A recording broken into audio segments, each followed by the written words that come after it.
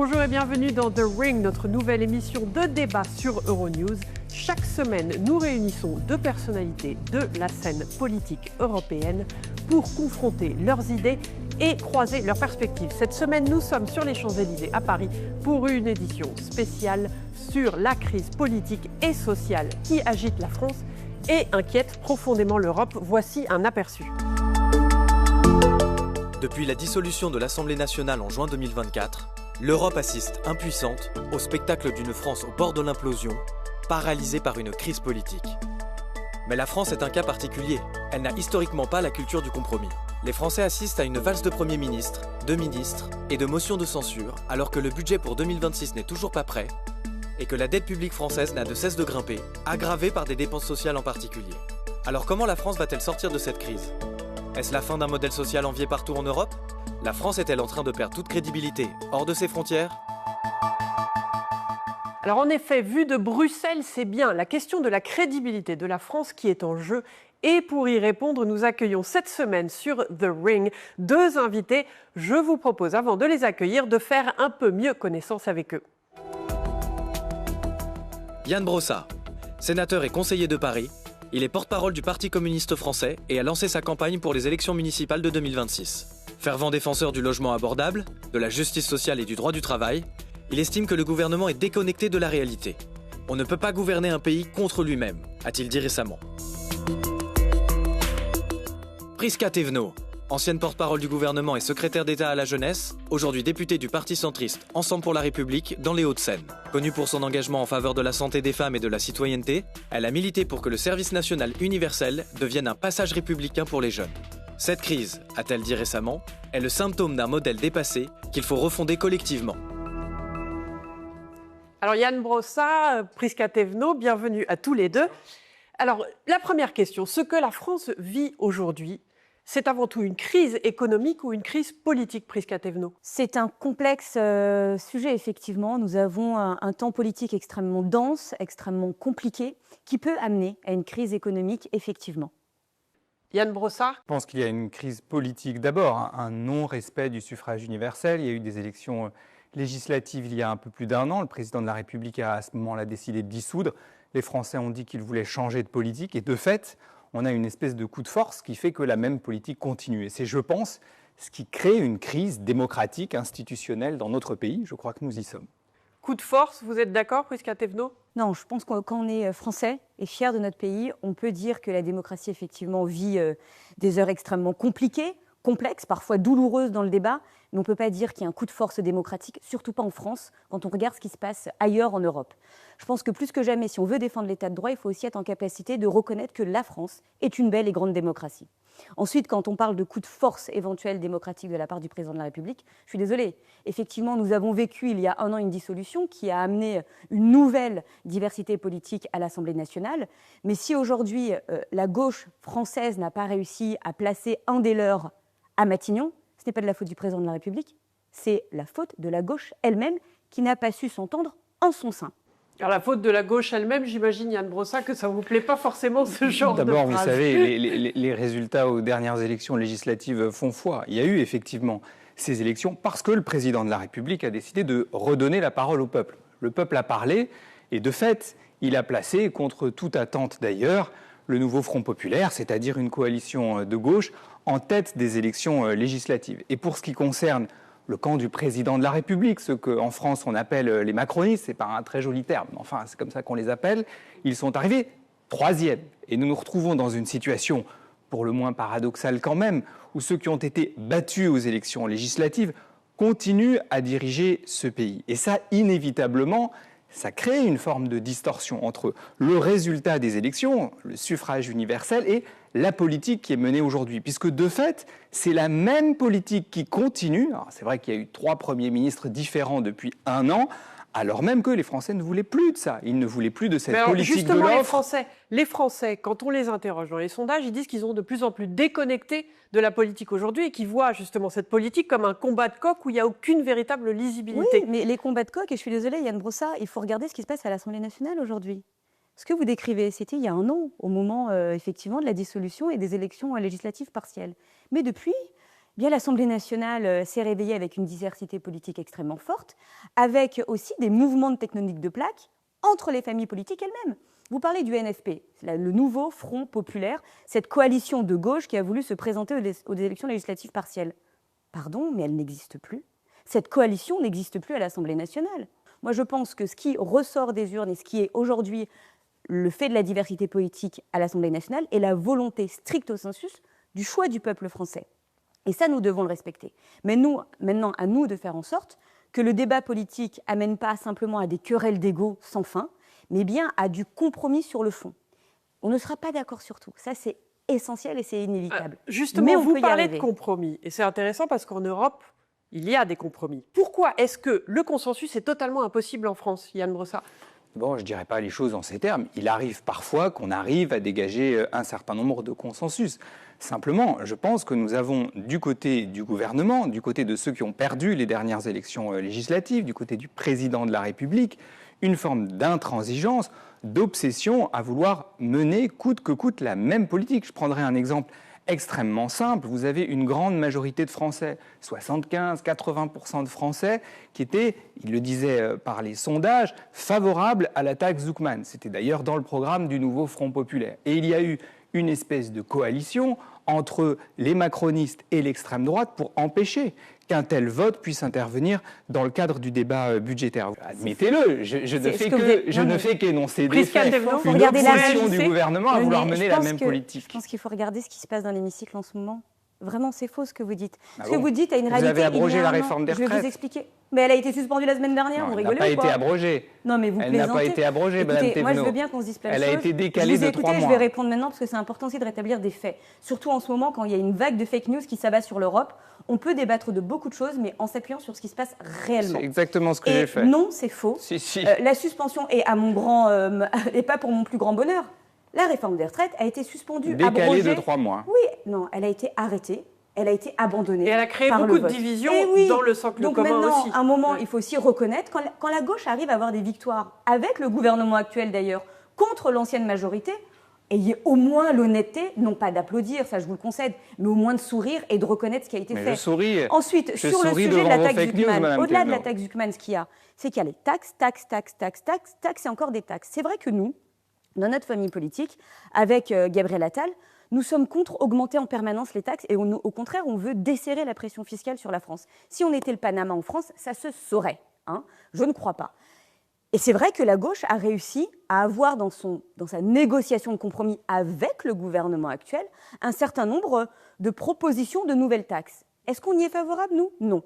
Pourtant, est-ce que ça a été voté ? Oui. Juste, certains politiciens européens, justement, acceptent les programmes d'autres partis tant que cela n'enfreint pas leur ligne rouge. Et Sébastien Lecornu, actuel Premier ministre, l'a lui-même dit. Il a parlé d'une révolution tranquille, celle de ne pas demander à l'autre d'appliquer l'intégralité de son propre programme comme s'il avait la majorité.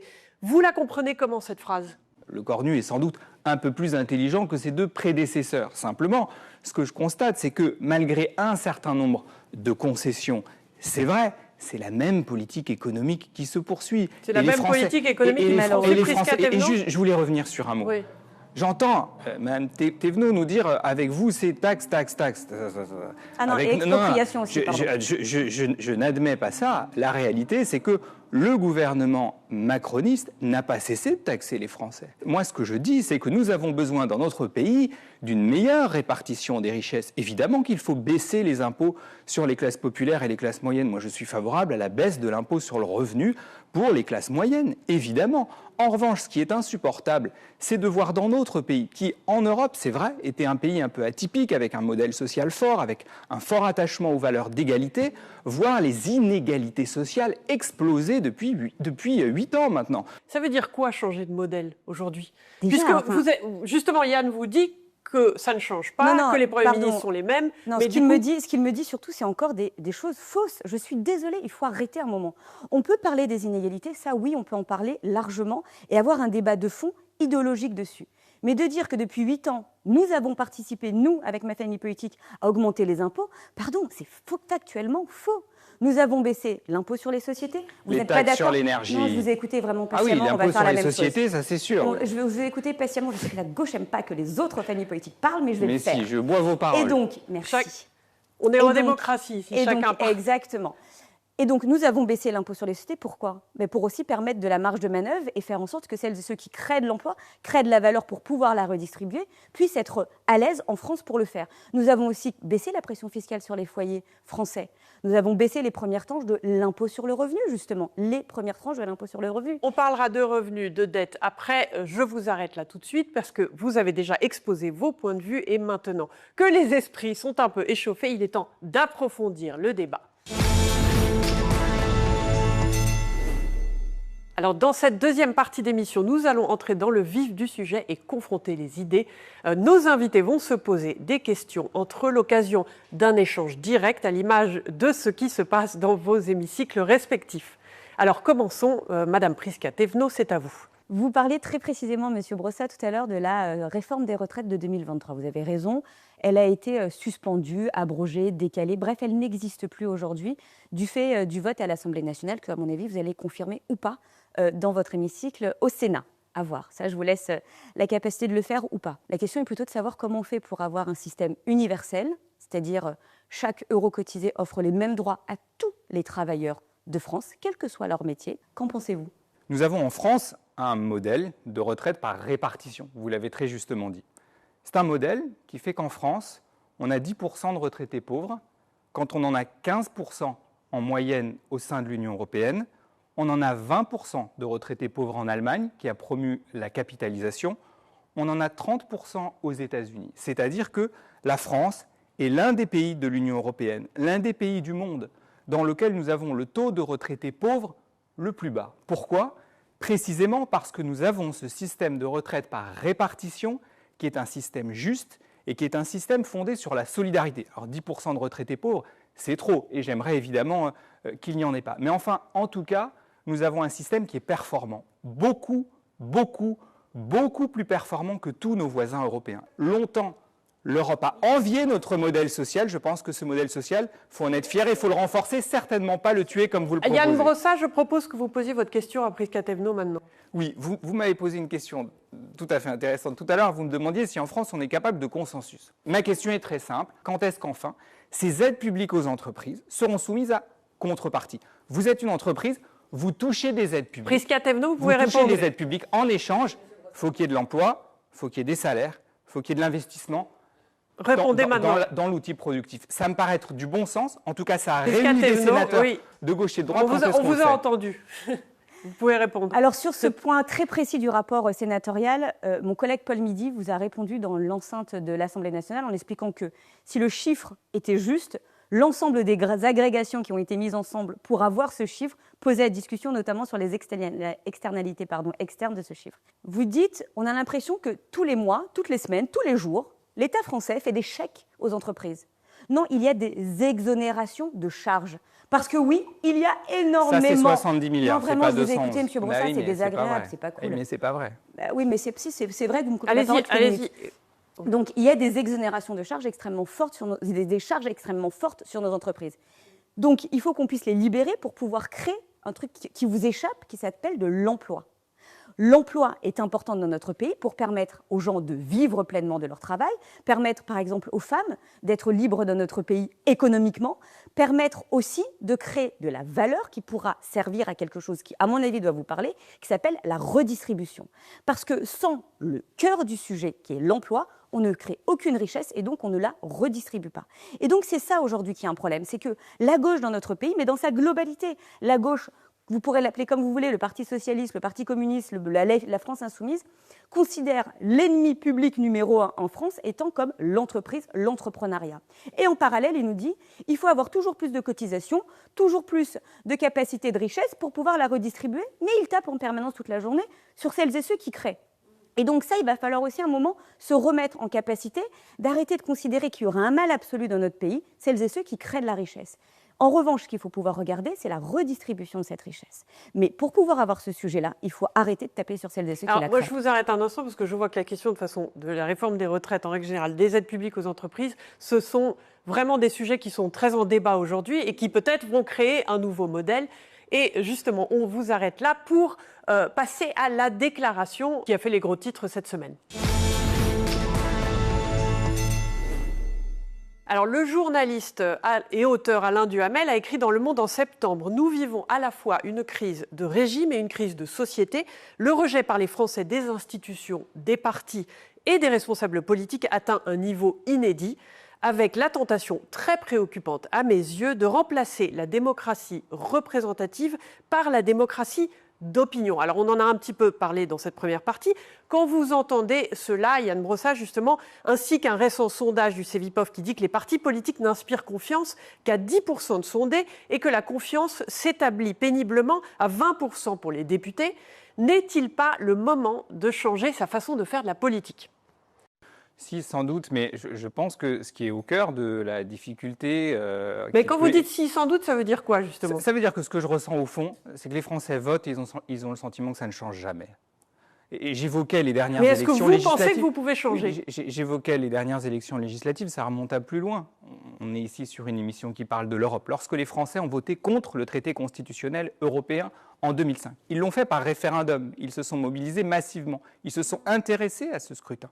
Derrière, on leur a imposé cette même constitution européenne via le traité de Lisbonne. C'est-à-dire que les Français votent et en réalité, on leur impose la continuation de la même politique. Ils veulent le changement, on leur impose la continuité. Comment voulez-vous, dans ce cadre-là, que les Français aient confiance en la politique ? Donc, le sujet, c'est plutôt comment on redonne du pouvoir aux Français, comment enfin on respecte cette volonté de changement qu'ils expriment par des votes d'ailleurs parfois assez différents, parfois assez contradictoires, mais en tout cas une chose est sûre, ils ne veulent pas que ça continue comme avant. Or, de fait, ils votent et tout continue comme avant. Et ça, à mon sens, c'est ce qui est au cœur de la crise. Comment est-ce qu'on redonne le pouvoir aux Français ? Quand vous dites ça, ça me semble encore très abstrait, puisqu'on dit qu'il faut changer tout le temps, mais qu'est-ce qu'il faut changer dans sa façon justement de faire... Si vous permettez du coup que je vous réponde. Non, de faire la politique. Je vous rappelle, on vous repose des questions après, mais c'est important parce que... En fait, le pouvoir est déjà dans la main des Françaises et des Français, surtout dans une démocratie comme la nôtre. Je pense que c'est important de le rappeler. On ne peut pas passer notre temps, en tout cas nous en tant que responsables politiques, à être élus, en tout cas pour ma part, mais vous aussi à Paris, au suffrage universel direct, et expliquer que la démocratie ne fonctionne pas dans notre pays. En revanche, il y a un vrai sujet vis-à-vis des partis politiques. Les Français ne font presque plus confiance aux partis politiques en France. Pourquoi ? Et ça, on peut le comprendre largement. Parce qu'en permanence, au gré des sondages, au gré des opinions, eh bien, les uns et les autres changent d'avis. Les lignes idéologiques deviennent floues et commencent à bouger. Un exemple. L'extrême droite, on n'en parle pas depuis tout à l'heure, mais je pense qu'il faut en parler en France et notamment en Europe parce qu'on voit qu'il y a une vague extrêmement forte. Eh bien, elle nous dit toute la journée qu'elle veut défendre les entreprises, défendre l'entrepreneuriat, défendre le travailleur. Et puis quand on les voit en fait aux manettes, notamment à l'Assemblée nationale, eh bien, ils font tout autre chose. Ils ont plutôt d'ailleurs un programme économique plus proche de la gauche que d'un monde libéral. À l'inverse, la gauche aussi, dans sa capacité, nous dit toute la journée, et c'est vrai, je le dis assez simplement, j'avais un papa communiste, donc je peux aller assez tranquillement dessus, qu'ils défendent les travailleurs.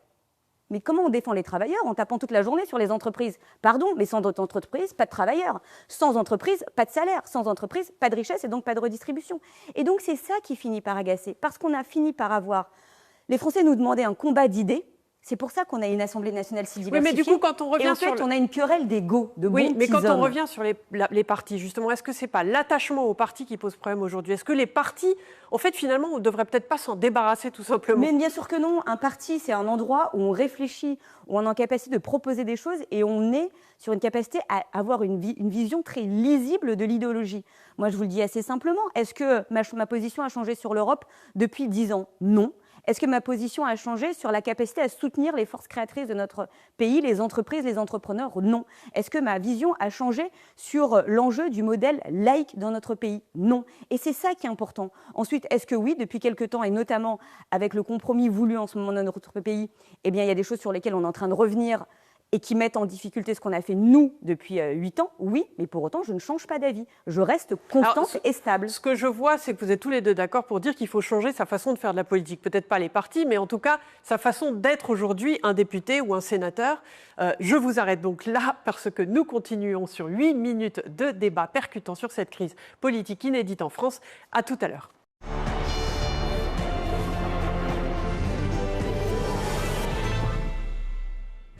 Ravi de vous retrouver sur le plateau de The Ring. Nous sommes sur les Champs-Élysées à la Maison de l'Alsace. Sur The Ring, on amène les grands débats européens jusque dans votre salon et sur vos tablettes. Alors, ces débats ne se tiennent pas seulement en séance plénière, ils sont aussi dans la rue. Nous avons donc choisi un sondage de l'Institut Odoxa pour la Fondation IFRAP qui date de septembre sur les préoccupations des Français vis-à-vis de la dette. On voit dans ce sondage que 77% des Français sont inquiets devant l'ampleur de la dette. Et si on regarde plus en détail, ce sont 6 Français sur 10 qui pensent même que notre dette publique fait de la France un pays proche de la faillite. Et 82% de Français souhaitent une baisse des dépenses publiques plutôt que de voir augmenter leurs impôts. Alors le risque de faillite existe-t-il vraiment, Yann Brossard ? Mais d'abord, excusez-moi, un sondage commandé par la Fondation IFRAP, enfin sérieusement, soyez un peu rigoureux. On parle d'une fondation ultralibérale, présidée par Madame Agnès Verdier-Molinier, qui n'a aucune compétence en... Non, mais excusez-moi. Ce qu'on voit dans les sondages en règle générale, c'est souvent des... Je connais très bien des pourcentages qu'on retrouve dans d'autres oui, bien sûr. sondages. Je connais très bien le fonctionnement des sondages et des instituts de sondage. Et vous aussi. Je pense que vous n'avez pas la naïveté de penser que tout ça est d'une objectivité absolue. Et donc, en l'occurrence, un sondage commandé par la Fondation IFRAP, je rigole. Mais Yann Brossard, la question, et c'est pour plus, le reste, c'est moins le sondage oui, mais madame, que... Oui, mais madame, il y a une inquiétude. Oui, il y a bien une sûr. inquiétude Moi, j'ai des d'autres Français. sondages, madame. Il y a Moi, une j'ai inquiétude. d'autres sondages Oui, qui mais disent, par exemple, que les Français sont favorables à la taxe Zuckman. Vous voyez, oui, mais les à Français, 80%. Pardon. Donc, voyez mais les Français sont inquiets oui, bien sûr. d'une faillite potentielle de la France aujourd'hui. Oui. C'est ça la vérité. Est-ce que vous pouvez répondre à cette question ? Mais donc, voyez le ridicule. C'est-à-dire qu'on nous donne un sondage qu'on va monter en épingle, commandé par IFRAP, cette fondation, je le redis, ultralibérale, qui dit les Français veulent moins de dépenses publiques. Vous croyez sérieusement que les Français veulent moins d'hôpital public ? Vous croyez sérieusement que les Français veulent moins d'écoles publiques ? Vous croyez sérieusement que les Français veulent moins de policiers ? Évidemment non. Donc la question qu'on doit se poser, c'est la question de la répartition des richesses. Comment on fait en sorte qu'on ait dans notre pays moins d'inégalités sociales et qu'on ait des services publics qui fonctionnent ? Une fois de plus, on est sur une chaîne européenne. Longtemps, la France, c'était un pays qui, partout à travers l'Europe, pouvait témoigner avec fierté de la force de son modèle social. Eh bien moi, je me refuse à l'idée que la France brade son modèle social, ce à quoi nous avons assisté depuis 8 ans, simplement pour répondre à un certain nombre d'injonctions de fondations ultralibérales. Justement, je rebondis sur ce que vous dites, et Prisca Thévenot, vous parlez du modèle social français. Le modèle social français, il s'essouffle aujourd'hui, d'après ce qu'on voit dans tous les sondages. Parce qu'il a été fragilisé. Prisca Thévenot, Oui, mais justement, vous ne pouvez pas me faire des objections sans me permettre d'y répondre. Vous parliez, vous, de changement de modèle, justement, sur la protection sociale. On sait que la France dépense énormément d'argent à la protection sociale, plus même que les autres pays européens. Alors, qu'est-ce qu'il faut changer, justement ? Il y a une belle justement, propagande là quand même. C'est waouh, je ne pensais pas que ce serait à ce point-là. Parce que là, en réalité, vous avez tous les clichés ultra-libéraux sur la France. Enfin, vous êtes caricatural, madame. Je m'excuse de vous le dire. Je préférerais que Prisca Thévenot réponde. C'est compliqué. Je le redis sur notre modèle démocratique et la beauté de notre pays. Nous avons une démocratie qui fonctionne bien parce que nous respectons les différentes institutions de notre pays. Et une des institutions, c'est la presse aussi.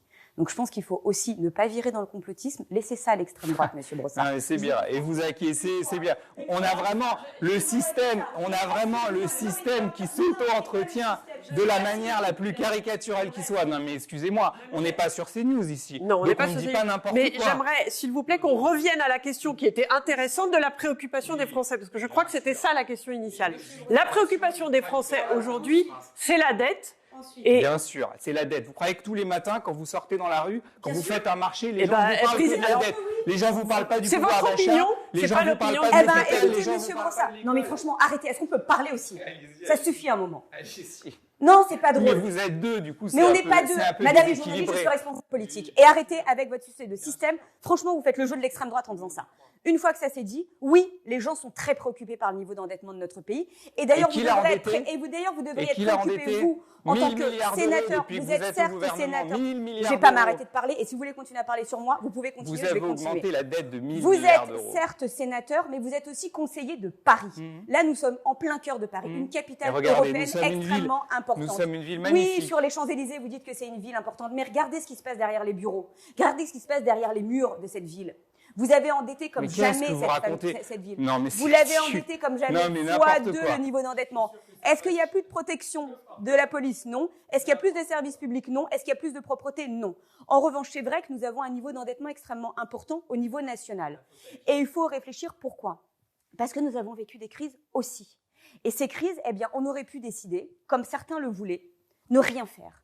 Et laisser effectivement les Françaises et les Français sombrer à ce moment-là. Eh bien, nous avons fait un autre choix. On peut le contester, mais nous avons fait un autre choix.